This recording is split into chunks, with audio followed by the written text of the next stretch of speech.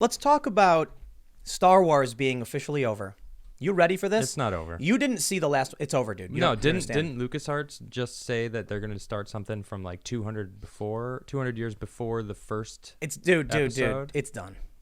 It's time to let go. Listen, let me show you the story first. I refuse. I refuse to let go. Check it out.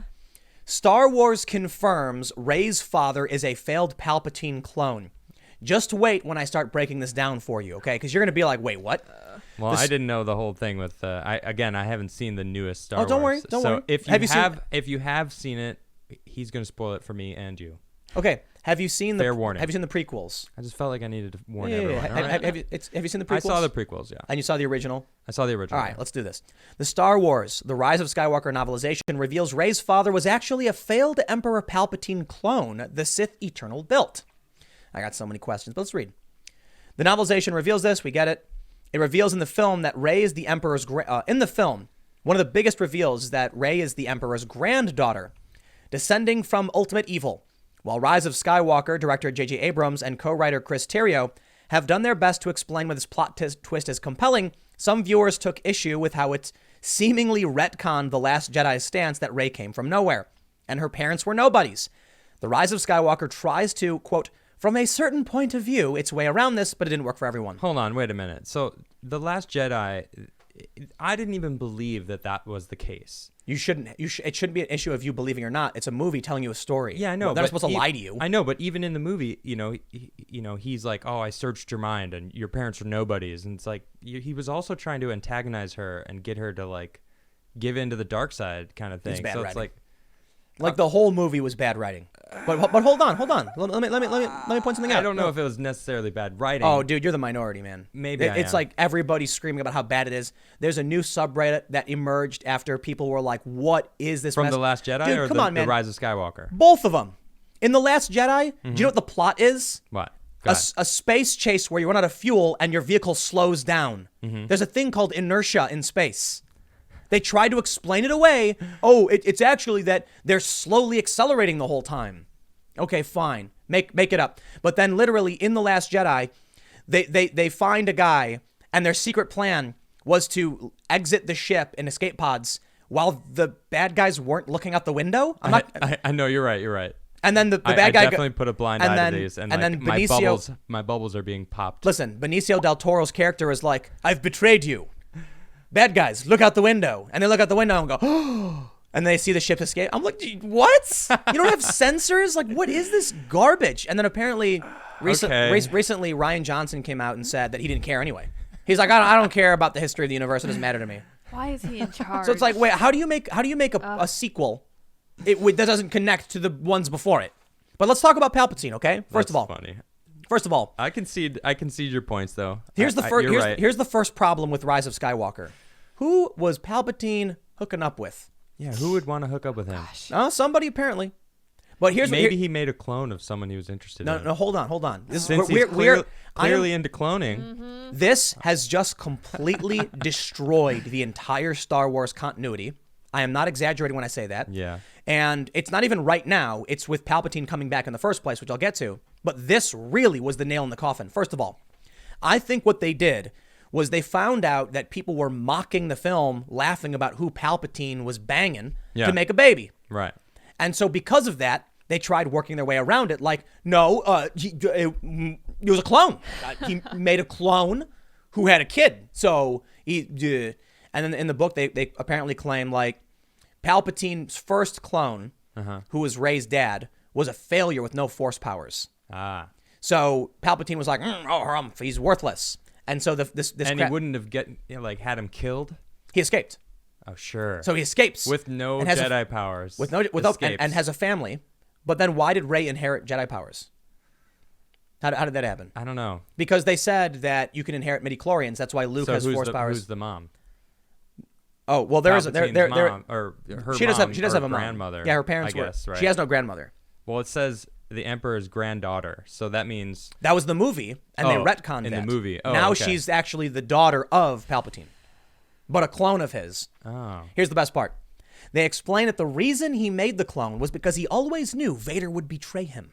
And so he prepared an emergency plan, and get this, as he was being thrown down that, I don't know, vent or whatever, he used dark force powers to send his consciousness to the body of a different clone. Which also makes no sense because he's deformed because Mace Windu deflected the lightning from the saber back at his body, melting his skin and everything. Now, some people have explained this as, no, that was an illusion. He's always been looking this way. Okay, but hold on. At the end of Rise of Skywalker, the decrepit Palpatine, whose hands are all withered, steals the powers from Rey and Kylo and heals himself. I don't get it. He's in a clone body? Yeah. He made an old clone version of himself? Yeah. Now, here's the best part. Why would he do that? Anakin was the chosen one, right? Mm-hmm. Who was supposed to bring balance to the Force. Yeah. Never killed Palpatine. Prophecy never happened. It was never fulfilled. Right. So the entire prequel trilogy retconned. Yeah. That was by bringing him back. Man, you're ruining Star Wars for me. No, they ruined Star Wars for me. Well, it was fine until you told me Ryan all this Adams. stuff. Ryan, So hold on. When they first made it that Palpatine survived, it did break the prophecy from the earlier versions. But when they made the new story that basically says that he always suspected Vader would betray him, it completely erases the Anakin storyline. Yeah, that doesn't make sense to me. If he always knew, he would have had Vader killed. Right. If he was a true Sith Lord, no. I know you're going to betray me. When Vader's back was to him, he'd be like, "Nyah," and he would electrocute Vader. Boom. And then like he did with and Luke with would actually rage and maybe turn to the dark side. Now here's the best part.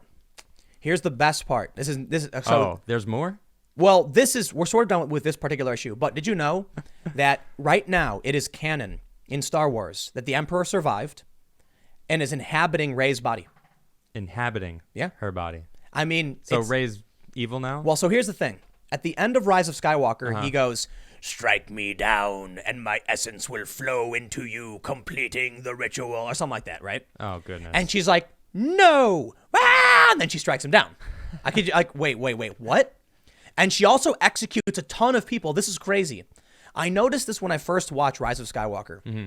There's a bunch of people chanting and screaming in the background, like worshiping him. Yeah. And she kills them all, dude. She just wipes them all out. So she is evil. I think so. So here's what I think happened. So here's, based on the rules they set up, when the Emperor literally says, "If you strike me down in anger, my essence will flow into you, completing the ritual," or whatever. Okay.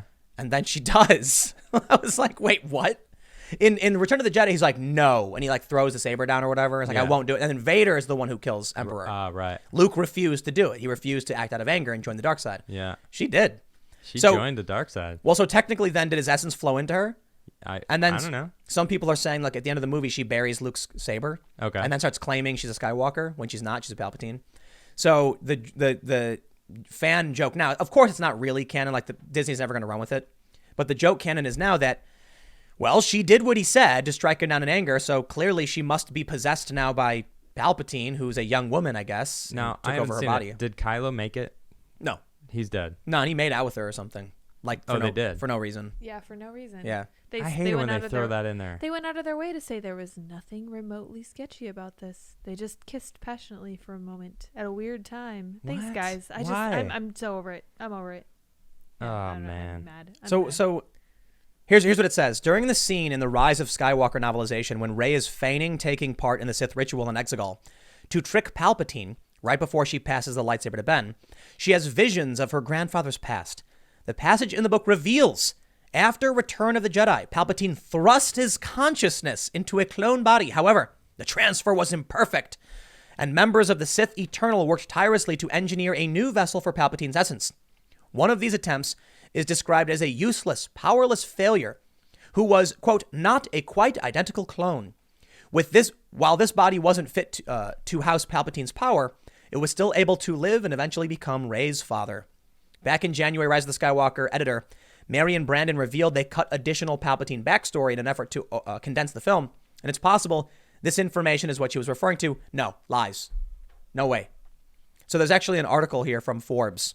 Here are all of the Rise of Skywalker retcon reveals so far. Dude, they just made this movie. It just came out, and they're already trying to retroactively alter. Fix it all. Yeah, that's how bad it is. We're done. Star Wars, it's over. Yeah. Well, okay, go ahead. We'll get into that. In the Rise of Skywalker, because you didn't see it, Finn, at one point, they're about to die or something, and he goes, "Rey, I need to tell you a secret." And everyone assumed the secret was that he loved Rey. Yeah. Well, apparently now they're saying is that he was going to tell them that he had force powers, I guess. They say J.J. Abrams stepped in to answer the question directly, claiming that Finn was trying to tell Rey that he could feel the force just like her. Call me a conspiracy theorist, the guy writes, but I just don't believe him, especially considering that Finn was implied to have a crush on Rey in The Force Awakens.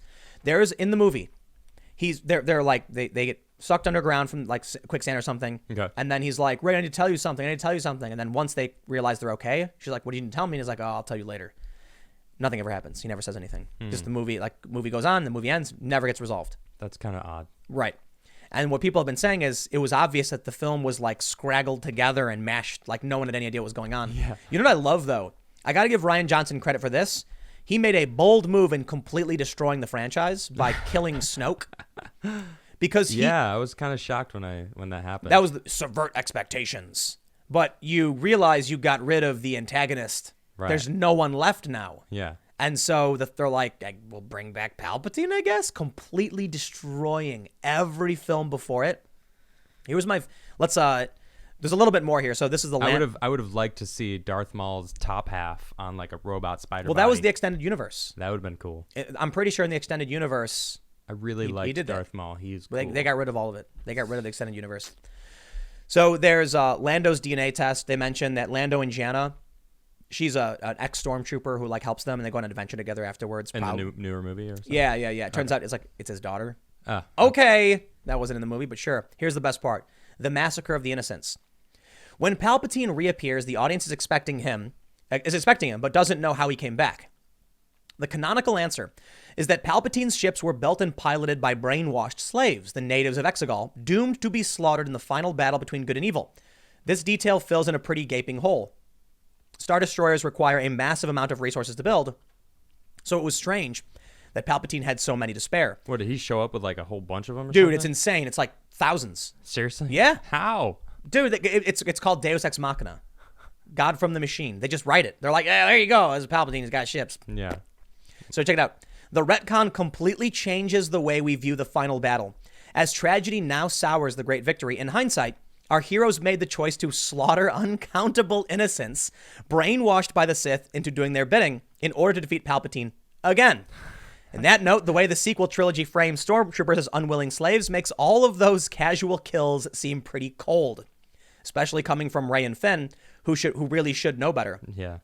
Clones all the way down. And then they talk about, Palpatine and clones and everything. Yeah. Rey's, no, that's different. Okay, it's basically the same thing. Rey's new father. Rey and Kylo kissing means nothing in the book. They kind of just got rid of it. But congratulations, Disney. You've done, I got to say I'm impressed. You have effectively destroyed everything. I'm pretty impressed too. It's crazy how they can mess up so badly. Well, the way I really like this comment. It's from one of the subreddits talking about this. Mm-hmm. They called it the cargo cult Star Wars. Oh yeah. You were So talking for about those that aren't familiar with the cargo cults, basically, I think it was World War II, U.S. and I think Japanese. We were using islands in the Pacific Islands to store supplies and refuel planes and stuff. The natives on these islands had no real contact with other, more advanced cultures. So they saw these planes and didn't know what they were and started building effigies of the planes and worshiping them, thinking they were gods or something. So there's literally like a bunch of people like worshiping what looks like a plane, but it's made out of twigs and bamboo and stuff, thinking that would bring them back. Yeah. It was called the cargo cults. And so what they said was, this is that. What Disney has done is they were all looking down at Star Wars, this great franchise, flying around doing these great things. And so they took a bunch of random parts, mashed them together, thinking it was Star Wars. It looks like Star Wars to someone who's, has no idea how a plane works. Mm-hmm. And they didn't actually make real Star Wars. Yeah. They made weird movies that have nothing to do with each other, about people no one liked with crazy powers that, like Rey in The Rise of Skywalker, grabs a spaceship and holds it. And, Wow. and then shoots it with lightning and it blows up. Oh wow. Like, she's powerful. even Yoda lifting the X-Wing is going like with both his hands. Yeah. And she's like fighting over it with Kylo, like trying to, I'm like, that's a giant ship in the sky. Like, it just seems so dumb. But none of them really cared. No. They just, it's weird to me. They bought a property and then totally destroyed it. But you know what is really weird to me? Why hasn't anyone else been able to create a cinematic universe outside of Marvel? It doesn't seem like it's a hard thing to do. Yeah, well, coming up with original stuff isn't what No, but people are known for anymore. They don't have to. You could take something out of a book, and you could take a written series and turn it into a universe like that. Well, look at what DC has done with the movies. They made bad movies, but here's the thing: the movies weren't completely bad; they're just kind of bad. I mean, Birds of Prey was like nightmarishly bad. Yeah. Suicide Squad was kind of bad, but Justice League was okay. Batman vs Superman was like, eh. I don't understand why. So we had the Dark Universe that was the Universal. It was the Mummy. The movie The Mummy with Tom Cruise was supposed to be like the start of a Dark Universe. I would love more of those. That would be awesome. That was a good. Yeah, they movie. want to do Mummy, Frankenstein, Dr. Jekyll, Mr. Hyde, and all those original Universal monsters. And Tom Cruise ended up as like some awesome mythical like Egyptian right. Yes, Set death or whatever. god. Yeah. Right. But under control. It was cool. The movie didn't do as well as they wanted, so they decided to scrap the idea or whatever. Such a shame. I thought it was cool. But when you look at what DC did, they tried to like race Marvel to their big Avengers. Like Marvel's doing Avengers, so they're like, we better do Justice League now. It's like, maybe you should make a Flash movie and a Wonder Woman movie and leading up to the Justice League, like Marvel did. Yeah, you don't have to copy them every step of the way. But the big ensemble cast of the Avengers was after everyone knew and loved the movies, right? And it gave Marvel the opportunity to be like, here are the characters that will work. Yep. These movies did well. Okay, now we've cleared a runway so we can actually launch this big, blockbuster hit. Yeah. Instead, DC made some movies that people didn't really like, and then Green Lantern. Remember that?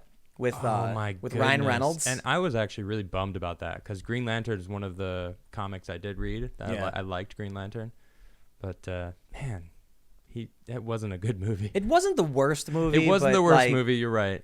I like Ryan Reynolds. He's great. So I like in Deadpool when he's like, if you give me a super suit, don't make it green or animated. Yeah, that was awesome. Ryan Reynolds is awesome. He's so funny. But DC has tried. Yeah. And I just don't understand why they can't do it. Yeah. And they took a universe, Star Wars, one that has a massive fan base going back decades, and they were handed this beautiful, beautiful apple pie right out of the oven. Did Disney do Rogue One? I think yes. I think did they? Was it Disney? I liked Rogue One a lot. And it's one of really good. I think Rogue One is the most popular Disney era Star Wars film. Have you seen Solo? No, I couldn't do it. I liked Solo also. I heard it was okay. I liked it. Actually, someone told me it was pretty good. Yeah, it's got a 7 out better of 10. than these movies. I can't watch it, man. And I told you I liked these. I tried watching it, and I got 10 minutes, and I was just like, it hurt. Oh, Solo? Yeah. Because I have seen the beginning could be seen as a little cheesy. It's not that. It's just like after watching The Last Jedi, I give that movie a 0. I wanted Skywalker. Oh, Rise of Skywalker was sad for me. You know why? Why? Because I was watching it going like, I see what they could have done. Oh man! When J.J. Abrams came back, I did this. Not me. I wouldn't make a movie. When I say you seem to know what they could do better though. Yeah, but I think I know everything. So What does that really value? No, I don't think I could make a better movie than I could make a better movie than Rian Johnson. I wouldn't want to sit around writing all of that though. I don't care to do it. Yeah. But I think you could take a random guy off the street and be like, here's Star Wars, give me an idea, and he'd give you a better idea than Rian Johnson. Yeah. So Rey is nothing, Snoke dies, they're hiding, like their escape plan is to not look out the window, like hope they don't look out the window. It sounded like he was angry that he wasn't going to be doing the third movie. He's like, that's it. No. I'm just going to finish it here in the second movie. No, I think he says it in the film, let the past die, kill it if you have to. Oh, yeah. Kylo actually says it. Right. And I think he was telling the audience...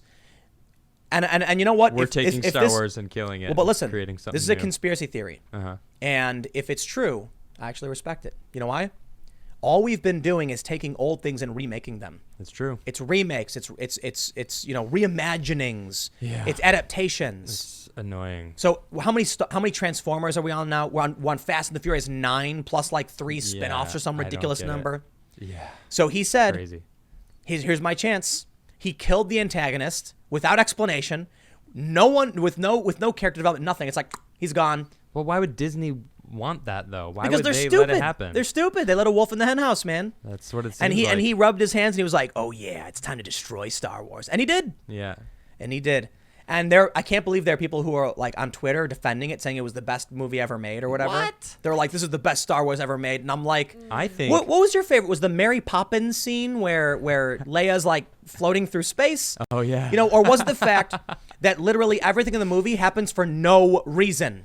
No, he was probably a Trek fan and hated when Star Wars came out because all of his friends were like, "No way, Star Wars is way better than Trek," and he like lost all his friends and was He's kind of. I'm gonna maintain my Star Trek is better than Star Wars. I actually like them both, for the record. But he seems like he's like, now's my chance, like you're saying, like, oh yes, I'm gonna destroy. You know what, man? Star Wars. Knives Out was good. I haven't seen that. Knives Out was good. Yeah, I was impressed. It was great. Cool. Chris Evans was good in it. Yeah. I thought it was well written. Oh, cool. And Looper was check that out. good, but like, is this what he's the yeah, same yeah, guy yeah. has done? Right, Rian Johnson. Okay. I liked Looper, but it also doesned really make sense. Looper, yeah, It's I've a seen fun that. movie. It's got like the continuity doesn't make any sense, Yeah, but it was yeah. fun anyway. Yeah. But Knives Out, I ended up going to see it because the ratings were 100%, even from the audience. Oh wow. And so I was like, dude, if there are people who have seen this movie knowing and hating him for Star Wars, I was like, I think I got to go see it. And I saw it. And there are definitely some like social justice-y type tropes in it. Okay. But for the most part, I think they poke at everybody. And I think he did a good job with it, Okay. which makes me believe he killed Star Wars on purpose. Yeah. When I first heard he was going to be doing Star Wars, I was actually like, oh, wow. Oh, cool. Because he did that. He's sci-fi stuff, you know, the Looper. Oh, okay. And then I saw it and I was just sitting there like twitching with like drool coming out. Like, What am I watching? I wanted to walk out. I wanted to walk out. When I got to the part, so there's a part in The Last Jedi where they get captured. Okay. And they're in the Star Destroyer from the First Order.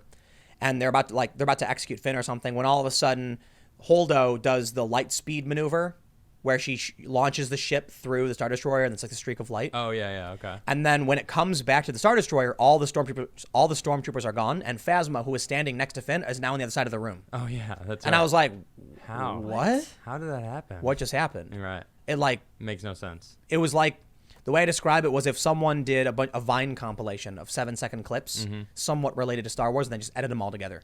See, I was watching these movies as a huge Star Wars fan, blindly putting my blinders up to all the things that you've shown me tonight, and I can see them now, and I'm like, oh, he's right. I think you went in as just like not thinking about it. Yeah, It sounds like you went in to like eat popcorn and just be like, you know, Oh, movie. all right. Yeah, that is exactly. Yeah, right. I didn't see it in the theater. I saw went- it way later, and I was like, oh yeah, okay. I went in as a total nerd, as a total geek, being like Star Wars, the Force, midi-chlorians, and I'm watching it like, no. not mess this up. Basically, I'm And they did. the comic book guy from The Simpsons. Okay. Not the fat one, the one who goes to the panel, the presentation by Krusty, and he goes, "Excuse me, in episode S921, Yeah. Itchy hits Scratchy's rib cage twice, but produces 2 different tones. Are we supposed to believe this is a magic rib cage of some sort?" I'm that guy. Oh my gosh. No, I'm not the worst, but I am definitely nitpicking. But no, in Magic general, I rib just think it was a cage. bad movie. No, I think it's fair to say there are a lot of people who don't care about Star Wars. They don't like. I mean, I played Knights of the Old Republic when I was younger. I played Jedi Knight 1 and 2. Loved those games, and so I'm like excited for the new movies. I'm not the biggest fan in the world. Force Awakens I thought was okay, but come on, it was a shot-for-shot remake of A New Hope. It was. But then in The Last Jedi, I was just like, I don't even know what I'm watching. Yeah. Yeah. Let me ask you, which is worse, The Rise of Skywalker or Bird of Prey? Or I'm sorry, Harley Quinn. Oh, Harley Quinn, with the hands bird. down. Yeah. Okay. So here's the thing about Rise of Skywalker. There were actually it was up and down for me, and it made me sad whenever there was a good moment because I'm like, if Last Jedi wasn't bad, they could have really had something here. Yep. It was, but I gotta say, man, like when she grabs the ship and like is controlling it, she has force healing powers. She like, it's just so ridiculous. Well, she has Palpatine's power, so makes I mean, sense. technically, he said, "If you strike me down, this will happen," and then she did. So I can only assume right now, at least in my mind, she is Palpatine. Yeah. Congratulations, Palpatine has transferred his consciousness into a So young Rey British woman. is now the ultimate Sith.